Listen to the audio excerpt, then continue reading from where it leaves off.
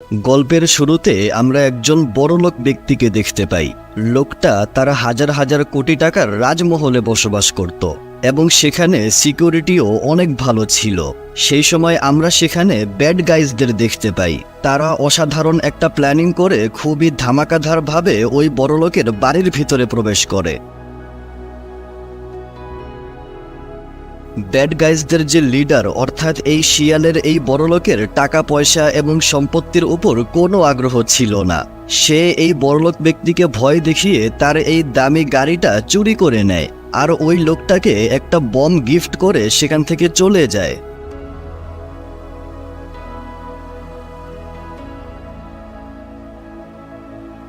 শহরের সব পুলিশেরা ব্যাড গাইজদের এই গাড়ির পিছু করতে শুরু করে এবং শিয়ালটা অর্থাৎ ওলফ এখানে অনেক অসাধারণভাবে ড্রাইভিং করতে থাকে। এই সমস্ত পুলিশদেরকে ফাঁকি দিয়ে অনেক ভয়ানক ভয়ানক জিনিস করার পর তারা সেখান থেকে পালাতে সক্ষম হয়।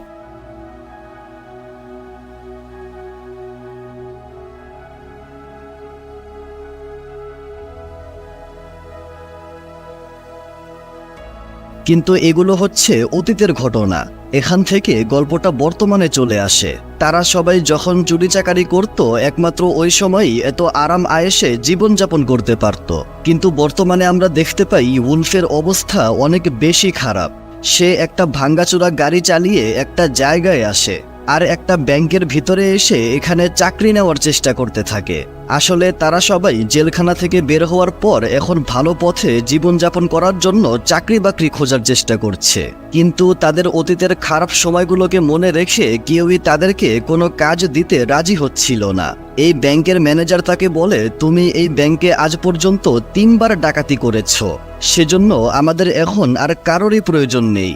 এটা বলে সে ওলফের এই কাগজটাকে এভাবে ছিঁড়ে ফেলে। আর আমরা জানতে পারি যে ওলফের বাকি বন্ধুদেরও কোথাও কোনো জায়গায় কোনো চাকরির ব্যবস্থা হয়নি।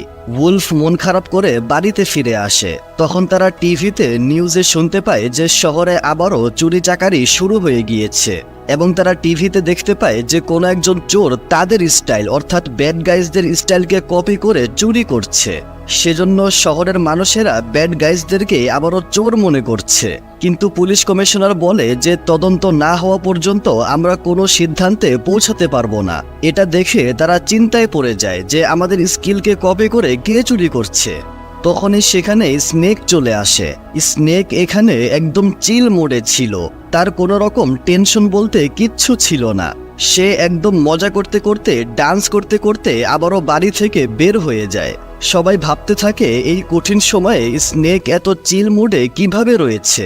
উলফ বলে, আচ্ছা যাই হোক, আমাদের মধ্যে কেউ তো খুশি রয়েছে, আমাদের ওকে খুশি থাকতেই দেওয়া উচিত। পরের দৃশ্যে আমরা উলফকে ডায়ানের সাথে বক্সিং করতে দেখতে পাই। তারা দুইজন এখন অনেক ভালো বন্ধু হয়ে গিয়েছে। তারা দুইজন নর্মালি কথা বলতে বলতে বক্সিং করা শেষ করে ডায়ান চলে যাওয়ার প্রস্তুতি গ্রহণ করতে থাকে। আসলে ডায়ান এখন দেশের গভর্নর হয়ে গিয়েছে, সেজন্য তাকে প্রায় সময়ই কাজে ব্যস্ত থাকতে হয়। তাই সে উলফকে বলে, তোমার সাথে আগামী সপ্তাহে দেখা হবে, আর তুমি চিন্তা করো না, সবকিছু একদম ঠিক হয়ে যাবে। এটা বলে তারা বিদায় নিয়ে নেয়। পরের দৃশ্যে আমরা পুলিশ কমিশনারকে দেখতে পাই। দেশে যেই সব চুরিচাকারি হচ্ছিল এটার জন্য তার উপর অনেক প্রেসার ছিল, তাই সে অনেক চিন্তিত ছিল। তখন কমিশনার তার অফিসে উলফকে দেখতে পায় আর তার উপর চিৎকার করে বলতে থাকে, তুমি এখানে কি করছো? তাদের দুজনের মাঝে হালকা কথা কাটাকাটি হয়ে যায়। উলফ বলে, আমি তোমাকে ওই চোরকে ধরতে সাহায্য করতে পারবো। কিন্তু কমিশনার উলফের কথা বিশ্বাসই করছিল না। সে মনে করছিল এই চুরিগুলো উলফ নিজেই করছে। উলফ বলে, যদি আমি চুরি করতাম তাহলে এখন তোমার কাছে কেন আসতাম? আমি তোমার কাছে এজন্যই এসেছি যাতে আমি তোমাকে ওই চোরকে ধরতে সাহায্য করে নিজেকে নির্দোষ প্রমাণ করতে পারি। তারপর তারা দুইজন একসাথে নিজেদের মাথা খাটাইতে শুরু করে এবং কোথায় কোথায় চুরি হয়েছে সেই সব জায়গার সমস্ত তথ্য বের করে সেগুলোকে ভালোভাবে স্টাডি করতে থাকে। উলফ তার পুরো টিমকে এখানে নিয়ে এসে প্রায় চুরির সবগুলো ধাঁধাগুলো সলভ করে ফেলে। তারা স্নেককে এখানে আসার জন্য কল করে, কিন্তু স্নেক কল রিসিভই করে না। যাই হোক, কমিশনারের সাথে কথা শেষ করে তারা যখন বের হয়ে যায় তখন অল্প একটু পথ গাড়িতে করে যাওয়ার পরে উলফ কিছু একটা ভেবে হুট করে গাড়ি ব্রেক করে আর গাড়ি থেকে বের হয়ে অল্প একটু ক্যালকুলেশন করে বলে এই চুরিগুলো আমাদের বন্ধু স্নেক করছে। কারণ যেই সময় যেই জায়গায় চুরি হয়েছিল সেই প্রত্যেকটা সময়ই স্নেক আমাদের সঙ্গে ছিল না, সে বাহিরে কোথাও ছিল। এর মানে এটাই স্পষ্ট যে স্নেকই এই চুরিগুলো করছে। কারণ এতটাই স্মার্ট ভাবে চুরি একমাত্র স্নেকই করতে পারে, এতটাই স্মার্ট আর কেউই হতে পারে না। এখন কমিশনারের স্নেককে ধরে ফেলার আগেই আমাদের স্নেককে বাঁচাতে হবে। তখন এই কমিশনার ওদেরকে কল করে বলে, আমি জেনে গিয়েছি যে পরবর্তী চুরিটা কোন জায়গায় হতে চলেছে। পরের দৃশ্যে তারা একটা মেলার মতো জায়গায় চলে আসে। এখানে একটা চ্যাম্পিয়নশিপের রেসলিংয়ের বেল্ট চুরি করা হবে। ওই বেল্টের ভিতরে খুবই গুরুত্বপূর্ণ ও ইউনিক একটা জিনিস লাগানো ছিল, যেটাকে ম্যাকফিনাইট বলা হয়। যাই হোক, ব্যাড গাইজরা এখানে এত সুন্দর সুন্দর কার্নিভালের মতো দৃশ্য দেখে এখানে এনজয় করতে শুরু করে। তখনই তারা সেখানে পুলিশ কমিশনারকে দেখতে পায়। কমিশনারকে দেখে শার্ক অনেকটা হতভম্ব হয়ে প্যানিক করতে গিয়ে তাকে আঘাত করে অজ্ঞান করে ফেলে, যাতে সে স্নেককে যেন অ্যারেস্ট করতে না পারে। শার্ক বলে, আমার ভুল হয়ে গিয়েছে, আমাকে ক্ষমা করে দাও। তারা বাধ্য হয়ে কমিশনারকে টয়লেটে বন্ধ করে দেয়। তখন উলফ একটা কাগজে আই অ্যাম সরি লিখে কমিশনারের পকেটে রেখে দেয়, কারণ তারা কোনো খারাপ কাজ করছে না। তখনই তারা সামনে স্নেককে দেখতে পায়। তারা স্নেককে দেখে বলে, তুমি এসব কিছু করছো, আমাদেরকে বলোনি কেন? এটা বলে তারা স্নেকের ধোলাই করতে শুরু করে। তখন স্নেক বলে, তোমরা কি আলতু ফালতু কথা বলছো? আমি তো এখানে আমার গার্লফ্রেন্ডের কাছে এসেছি। আসলে স্নেক তাদের কাছ থেকে তার এই রিলেশনের কথাটাই লুকিয়ে রেখেছিল। এটা দেখে তারা সবাই হাসতে শুরু করে। তারা বুঝতে পারে যেহেতু স্নেক চুরি করছে না, তার মানে আসল চোর এখনো ঘুরে বেড়াচ্ছে। তখন তারা রেসলিং ম্যাচ দেখতে পায়। ওই রেসলিং কম্পিটিশনে একটা লোকের সাথে কেউই ফাইটে টিকতে পারছিল না। তখনই সেখানে বিশাল বড় একটা প্রাণীর মতো কেউ একজন চলে আসে আর ওই রেসলারটাকে অনেক সহজেই হারিয়ে দেয়।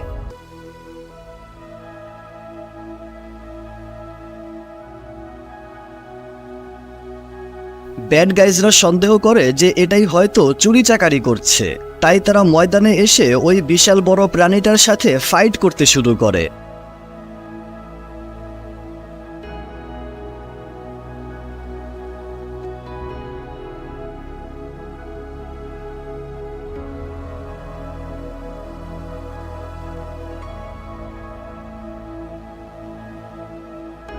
আর ফাইটে তাকে হারিয়ে দেওয়ার পর যখন ওই প্রাণীটা মাস্ক খুলে ফেলবে, তখন তারা দেখতে পায় ওই রেসলিংয়ের বেল্ট পিরানা পরে রয়েছে।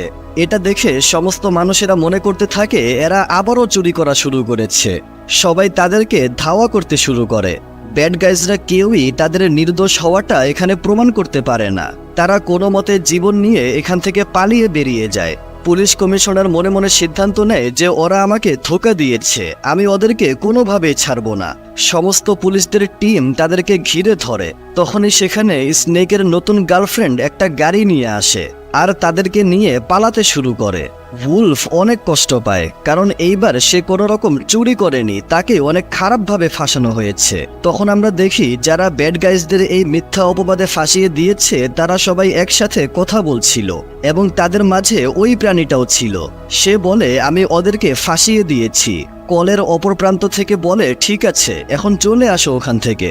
যাই হোক, অন্যদিকে ব্যাড গাইজরা স্নেকের নতুন গার্লফ্রেন্ডকে অনেক পছন্দ করেছে। তারা একসাথে অনেক মজা মস্করা করতে থাকে এবং তারা স্নেকের এই লাভ স্টোরি নিয়েও গল্প করতে থাকে। তখন স্নেকের গার্লফ্রেন্ড তাদেরকে একটা চুইংগামের মতো কিছু একটা খেতে দেয়। সবাই এটা খেলেও উলফ খেতে নিষেধ করে দেয়। তখন আমরা ডায়ানকে দেখতে পাই। সে মিডিয়ার সামনে বক্তৃতা দেওয়ার সময় তার কাছে আননোন নাম্বার থেকে একটা কল আসে। ডায়ান বুঝে যায় যে এই কলটা তাকে উলফ করেছে, সেজন্য সে আস্তে করে সাইডে চলে আসে আর শিয়ালের সাথে কথা বলতে থাকে। ডায়ান বলতে থাকে, তুমি তো এইবার অনেক খারাপভাবে ফেসে গিয়েছো, আমি তোমাকে সাহায্যও করতে পারবো না, তুমি সবসময় এভাবে ফেসে যাও কেন? উলফ বলে, আমাকে বিশ্বাস করো, আমি ওইটা চুরি করিনি। যে চুরি করেছে সে এখনো স্বাধীন হয়ে ঘুরে বেড়াচ্ছে আর আমাদেরকে ফাঁসানোর চেষ্টা করছে, আমাদেরকে সাহায্য করো। তার এই কথা ডায়ান বিশ্বাস করে এবং সে চিন্তা ভাবনা করে বুঝেও যায় যে এই চুরিটা আসলে কোন জিনিসের হয়েছে, যেটা খুবই রেয়ার একটা ম্যাটেরিয়াল। এটা বুঝতে পেরে ডায়ান একজনের সাথে দেখা করতে বেরিয়ে যায়। উলফ যখন গাড়িতে ফিরে আসে তখন সে দেখতে পায় তার সব বন্ধুরা অজ্ঞান হয়ে গিয়েছে। স্নেকের গার্লফ্রেন্ড তাকেও অজ্ঞান করে একটা জায়গায় নিয়ে আসে। সবার যখন জ্ঞান ফিরে আসে তখন তারা সামনে কিটি নামের এই প্রাণীটাকে দেখতে পায়। আসলে উলফ যেমন ব্যাড গাইজদের টিমের লিডার, তেমনি কিটি ব্যাড গার্লস টিমের লিডার। ব্যাড গার্লস টিমে আরও 2 জন মেম্বার রয়েছে। এক হচ্ছে ওই প্রাণীটা যার সাথে তারা রেসলিং করছিল, তার নাম হলো পিগটেল। আর একজন হচ্ছে স্নেকের গার্লফ্রেন্ড, তার নাম হলো ডোম। আসলে এদের সবারও অনেক বড় একটা পরিকল্পনা ছিল। তারা ব্যাড গাইজদের টিমের সাথে মিলে অনেক বড় একটা চুরি করতে চাচ্ছিল। কিটি উলফের সাথে সরাসরি কথা বলতে শুরু করে যে তুমি এখন কি চাও। উলফ বলে তোমার জন্য এত বড় চুরি করে আমার লাভ কি, আমি কি পাবো? সেজন্য আমি তোমার জন্য কিচ্ছু করব না। আর তাছাড়া আমি চুরি করা ছেড়ে দিয়েছি, আমাদেরকে ছেড়ে দাও, আমরা চলে যাব। এটা শুনে কিটি তাদেরকে ব্ল্যাকমেইল করতে শুরু করে। সে তাদেরকে একটা ভিডিও দেখায় যেখানে ডায়ানকে একটা চুরি করতে দেখা যাচ্ছে। কিটি বলে আমি জানি ডায়ান আগে আমাদের মতোই একটা চোর ছিল। এখন যদি আমি এই ভিডিওটা ভাইরাল করে দেই তাহলে সে তার মান সম্মান এবং তার গদি সবকিছু হারিয়ে ফেলবে। তুমি কি তোমার ফ্রেন্ডের সাথে এটা হতে দিবে? এইসব দেখে উলফ ভাবে যদি সে সত্যি ভিডিওটা ভাইরাল করে দেয় তাহলে তার ফ্রেন্ডের অনেক ভয়ানক লেভেলের অপমান হবে, আর আমি এটা কোনোভাবেই হতে দিব না। এটা ভেবে সে রাজি হয়ে যায়। তারপর তারা একসাথে বাহিরে চলে আসে আর বলে আমরা ওই রকেটটাকে চুরি করব। তারা জিজ্ঞাসা করে তোমরা রকেট কেন চুরি করবে, এটা চুরি করে তোমাদের লাভ কি? কিটি উলফকে একটা প্রশ্ন জিজ্ঞাসা করে যে তুমি যে সবসময় এত চুরি চাকারি করতে, তুমি চুরিগুলো কোন কারণে করতে? আসলে ব্যাড গাইজদের চুরি করার বা উলফের চুরি করার উদ্দেশ্য কখনো টাকা পয়সা ছিল না। সে মানুষদেরকে বোকা বানিয়ে চুরি করে সবার সামনে নিজের নাম বা ইমেজ বানানোর জন্য চুরি করত। কিটি বলে আমিও এটার জন্যই চুরি করতে চাই।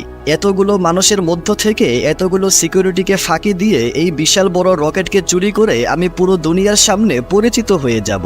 এটা শুনে উলফ তার সাথে চুরি করার জন্য রাজি হয়ে যায় আর তারা একসাথে প্ল্যানিং করতে থাকে। অন্যদিকে আমরা ডায়ানকে দেখি, সে এই জেলখানায় প্রফেসর মার্মালিটের সঙ্গে দেখা করতে আসে আর তার সাথে কথা বলতে থাকে। ডায়ান তার কাছে ম্যাকফিনাইট ম্যাটেরিয়ালের বিষয়ে জিজ্ঞাসা করে। মার্মালেট বলে আমি তোমাকে এটা বলে দিলে আমার লাভ কি? তুমি যদি আমাকে জেলখানা থেকে বের করে দাও তাহলে আমি তোমাকে সব বুঝিয়ে বলবো। ডায়ান তাকে জেলখানা থেকে বের করতে নিষেধ করে দেয়। মার্মালেট বলে ঠিক আছে, তোমার আমাকে বের করতে হবে না, কিন্তু আমার সাথে একটা গেম খেলতে হবে। ডায়ান আর কোনো উপায় না পেয়ে তার সাথে এই বোরিং গেমটা খেলতে শুরু করে। অন্যদিকে আমরা দেখি কিটি ওই রকেটটা চুরি করার জন্য যত তথ্য সংগ্রহ করা দরকার সেই সমস্ত তথ্য অলরেডি সংগ্রহ করে ফেলেছে। ওই রকেটটা চালানোর জন্য তাদের একটা স্পেস শ্যাটেল খুলতে হবে, আর ওইটা শুধুমাত্র একটা ঘড়ির মাধ্যমে কন্ট্রোল করা যায়। আর ওই ঘড়িটা এই পুরো ইন্ডাস্ট্রির যে মালিক তার হাতে সে সবসময় পড়ে থাকে। আর খুব শীঘ্রই ওই মালিকের বিয়ে হতে চলেছে। তারা সবাই প্ল্যানিং করে যে ওই মালিকের বিয়ের অনুষ্ঠানেই আমরা একসাথে মিলে ওই ঘড়িটা চুরি করে ফেলবো। তারা এক একজন এক এক কাজ করে সবকিছুকে কন্ট্রোলে এনে ভিতরে প্রবেশ করে। স্নেক সব ক্যামেরাগুলো বন্ধ করে দেয় আর পিঙ্কটেল ওয়েবসকে নিয়ে মেকানিক সেজে সবকিছুকে ঠিক করার কথা বলে ভিতরে প্রবেশ করে। আর ওয়েবস এখানে বসে সবকিছু হ্যাক করে ফেলে। তখন উলফ বিশাল বড় একটা গাড়িতে অনেক বড়লোক ভাব নিয়ে এখানে আসে। ওয়েবস সেকেন্ডের মধ্যেই উলফের বায়োডাটা চেঞ্জ করে তাকে একজন বিলিয়নার বানিয়ে দেয়। আর ওই কোম্পানির মালিকও উলফের সাথে অনেক সম্মানের সাথে দেখা করে। কিন্তু তখন আমরা ওই মোটা টাকলা লোকটাকে দেখতে পাই যাকে আমরা গল্পের শুরুতে দেখেছিলাম, যার গাড়িটা নেকড়ে চুরি করেছিল। এটা দেখে উলফ চিন্তায় পড়ে যায় আর সে ভাবতে থাকে এই টাকলা যদি আমাকে চিনে ফেলে তাহলে এখানে আমি ধরা পড়ে যাব। তখন ওই লোকটার সামনে চলে আসলে উলফ তার সাথে কথা বলতে গিয়ে কিছু সময় নষ্ট করে ফেলে। আর সেই সময়ের মধ্যেই ওই কোম্পানির মালিক তার বিয়ের প্রস্তুতি গ্রহণ করতে চলে যায়। তখন কিটি সেখানে এসে উলফকে সেখান থেকে নিয়ে যায়। আর তার উপরে যখন রাগ দেখাচ্ছিল তখন তারা দেখতে পায় যে তাদের একটা বোকামির কারণে এই মালিকের এখন যেই মেয়েটার সাথে বিয়ে হবে ওই মেয়েটা অজ্ঞান হয়ে গিয়েছে। তখন যেই লোকটা বিয়ে পড়াবে ওই লোকটা এখানে আসে আর শার্ক ভুল করে তাকে অজ্ঞান করে ফেলে। উলফ বলে এখানে সবকিছু গন্ডগোল হয়ে গিয়েছে, কিন্তু তুমি চিন্তা করো না, আমি সবকিছু ঠিক করে দেব। আর সবকিছু ঠিক করার জন্য উলফ নিজে বউ সেজে স্টেজে আসে, আর শার্ক বিয়ে পড়ানোর লোক সেজে সেখানে এসে অনেক ওভার অ্যাক্টিং করতে থাকে। তখন ওই মোটু লোকটা বুঝে যায় যে এখানে ওই নেকড়েটা রয়েছে যে তার গাড়ি চুরি করেছিল। সে যখনই এই বিষয়ে অবজেকশন জানায় তখনই তারা দেখতে পায় যে এখানে নেকড়ে নয় বরং ওই মালিকের হবু স্ত্রী রয়েছে। এটা দেখে সবাই ওই মোটু লোকটাকে চুপ করিয়ে দেয়। তারা যখন গাড়িতে করে চলে যাচ্ছিল তখন নেকড়ে বলতে থাকে যে সে এই সব কিছু কিভাবে করেছে। সে বলে, আমি প্রথমে ইচ্ছা করে আমার হাতের নখগুলো ওই লোকটাকে দেখিয়েছি। তখন পিরানা ওই লোকটাকে উস্কে দিয়ে তাকে অবজেকশন করতে বাধ্য করে। আর যখনই সবার অ্যাটেনশন ওই মোটো লোকটার দিকে চলে যায় তখনই কিটি সেখানে এসে আমার জায়গায় ওই মালিকের হবু স্ত্রীকে রেখে দেয়। আর সেই সুযোগেই আমি মালিকের ঘড়িটা চুরি করে নেই। অন্যদিকে আমরা ডায়ানকে দেখি, সে মারওয়ালেটের সাথে খেলতে খেলতে তার থেকে ধীরে ধীরে সমস্ত তথ্য বের করে নেয়। প্রফেসর বলে, ম্যাকফিনাইট এমন একটা ম্যাটেরিয়াল যেটাকে যদি কঠিন পদার্থে পরিবর্তন করা যায় তাহলে সেটা যে কোনো রকমের গোল্ড বা সোনাকে নিজের প্রতি অ্যাট্রাক্ট করতে পারে। আর সেটার কোয়ান্টিটি যদি বেড়ে যায় তাহলে সেটা আরও অনেক কিছুকে নিজের প্রতি টেনে আনতে পারে। এটা খুবই ভয়ানক একটা চুম্বকের মতো কাজ করে। ডায়ান বুঝতে পারে যে যেই লোকটা এই ম্যাকফিনাইট ম্যাটেরিয়াল সংগ্রহ করছে সে নিশ্চয়ই এটার মাধ্যমে ভয়ানক কিছু একটা করতে চলেছে। সব তথ্য জেনে ডায়ান যখন চলে যাচ্ছিল তখন মারমালিট বলে, এই পর্যন্ত তুমি এরকম দ্বিতীয় একজন যে আমার কাছে ম্যাকফিনাইট ম্যাটেরিয়ালের বিষয়ে জিজ্ঞাসা করতে এসেছো। এটা শুনে সে অবাক হয়ে যায় আর সিকিউরিটি রুম থেকে জেনে নেয় যে তার আগে মারমালেটের সঙ্গে দেখা করতে কে এসেছিল। ডায়ান বুঝতে পারে যে তার আগে কিটি তার সঙ্গে দেখা করতে এসেছিল। সে কিটির সমস্ত তথ্য বের করে তাকে খোঁজার জন্য বেরিয়ে পড়ে। অন্যদিকে আমরা এদের সবাইকে দেখতে পাই, এরা সবাই তাদের জয়ের জন্য আনন্দ উল্লাস করছিল। তখনও রুমের ভিতর উলফ আর কিটি একসাথে কথা বলছিল। উলফ বলে, তুমি যা বলেছিলে আমি সেটা করেছি, এখন তুমি তোমার কাজ করো। তুমি ডায়ানের ওই ক্লিপটা বা ওই পেন ড্রাইভটা আমাকে দিয়ে দাও। এখন কিটি উলফকে একটা গল্প শোনাতে থাকে যে সে যখন প্রথমবার চুরি করেছিল তখন চুরি করার পর থেকেই কিভাবে তার ভিতরে একটা মোটিভেশন এসেছিল। সে বলে, তুমিও তোমার অতীতের কথাগুলো মনে করে দেখো, যখন তুমি চুরি করতে বা ব্যাড গাইস ছিলে তখন তুমি কত সুখে ছিলে, আর এখন ভালো হওয়ার পরে তোমাকে কাজের জন্য দাঁড়ে দাঁড়ে ঘুরে বেড়াতে হচ্ছে। এটা শুনে উলফেরও অতীতের কিছু কথা মনে পড়ে যায়।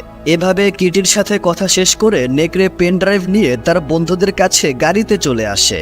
আর এখানে আমরা জানতে পারি উলফ এতক্ষণ তার সাথে যেই কথাগুলো বলছিল সেগুলো সব রেকর্ড করা হয়ে গিয়েছে।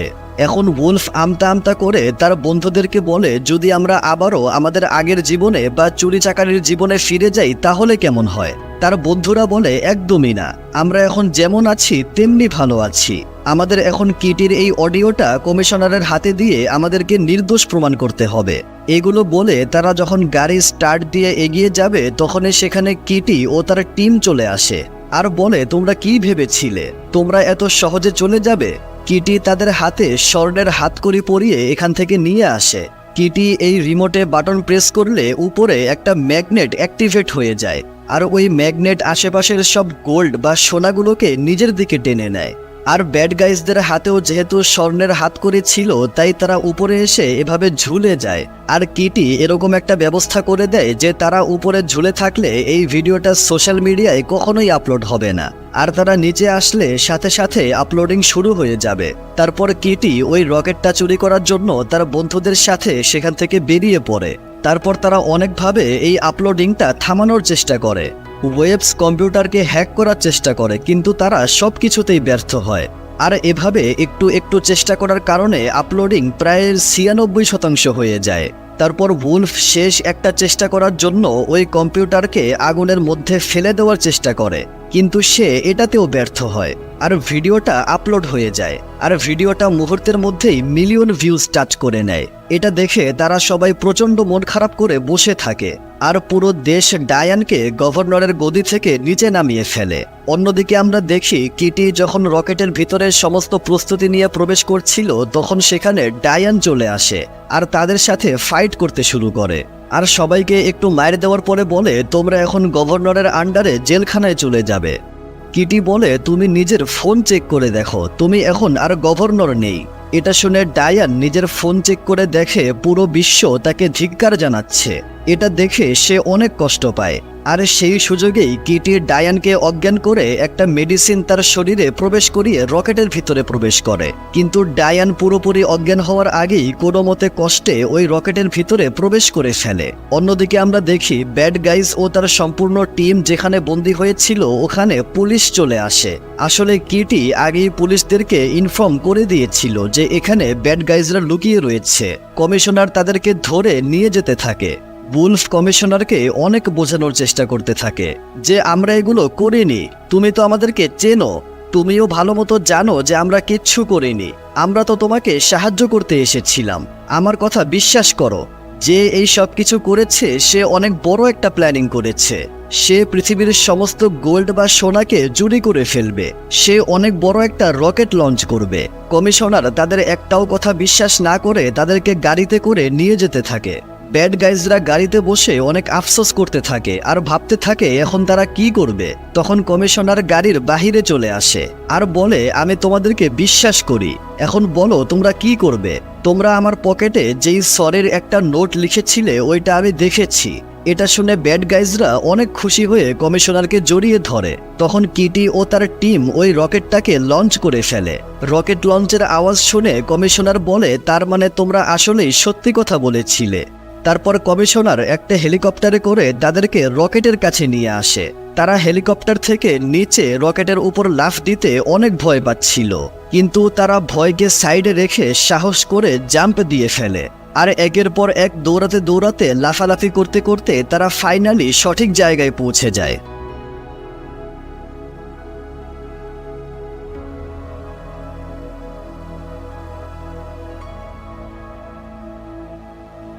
আর তারা রকেটের ভিতরে প্রবেশ করে এবং কিটি ও তার টিম এই বিষয়টা একদমই বুঝতে পারে না। ভিতরে আসার পর ব্যাড গাইজদের অবস্থা প্রথমে একটু খারাপ হয়ে যায়। তারা দেখতে পায় যে কিটি আর তার টিম সবকিছুকে প্রায় ইনস্টল করেই ফেলেছে। তারা একটা বিশাল বড় প্যান্ডেল বানিয়ে ওইটার ভিতরে ম্যাগফিনাইট ম্যাটেরিয়াল বসিয়ে সেটাকে একটা চুম্বকের মতো বানিয়ে দেয়। তারপর চাঁদের গ্র্যাভিটি থেকে পাওয়ার নিয়ে ওই ম্যাগনেটটাকে স্টার্ট করে ফেলে। এগুলো দেখে উলফ তার বন্ধুদেরকে স্পেস স্যুটটা পরিয়ে দেয় এবং তারা এই সব কিছুকে বন্ধ করার জন্য এক একজন এক এক কাজে বেরিয়ে পড়ে। কিটি যখন এই ম্যাগনেট স্টার্ট করে তখন পৃথিবী থেকে সমস্ত গোল্ড উড়ে উড়ে স্পেসের দিকে যেতে থাকে। পৃথিবীর সমস্ত গোল্ড ধীরে ধীরে ওই ম্যাগনেটের আশেপাশে জমা হচ্ছিল। কিছুক্ষণ পর স্নেক আর পিরানা যেই স্পেস স্যুট পরেছিল ওই স্পেস স্যুটে উড়তে উড়তে তারা কিটি ও তার টিমের সামনে চলে আসে। আর তখন পৃথিবী থেকে অনেক স্পিডে যেই গোল্ডগুলো ওই ম্যাগনেটের কাছে আসছিল ওই গোল্ডগুলো তাদেরকেও আঘাত করতে থাকে। এটা দেখে কিটির দুইটা বন্ধু তাকে বলে ওদেরকে ভিতরে নিয়ে আসো, না হলে ওরা মরে যাবে। তোমার মিশনকে সাকসেস করার জন্য কারোর জীবন নিয়ে নিও না। এটা শুনে কিটি খুবই খারাপ ব্যবহার করে তার বন্ধুদেরকে বলে ওরা মরলে তাতে তোমার কি যায় আসে, ওরা মরলে আমারও কিছু যায় আসে না, এমনকি তোমরা মরে গেলেও আমার কিছু যায় আসে না। আমি এই মিশনটাকে কোনোভাবেই বন্ধ করব না। তখন সেখানে উলফ চলে আসে আর কিটির সাথে অনেক ভয়ানক একটা ফাইট করে।